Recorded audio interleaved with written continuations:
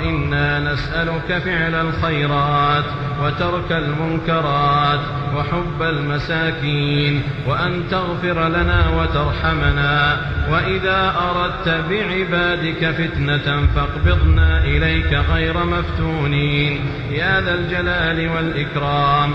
اللهم أعز الإسلام والمسلمين وأذل الشرك والمشركين ودمر أعداء الدين، واجعل هذا البلد آمنا مطمئنا وسائر بلاد المسلمين برحمتك يا أرحم الراحمين.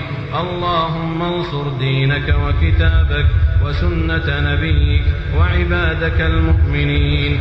اللهم فرج هم المهمومين من المسلمين ونفس كرب المكروبين واقض الدين عن المدينين واشف مرضانا ومرضى المسلمين وفك أسر المأسورين يا ذا الجلال والإكرام يا رب العالمين.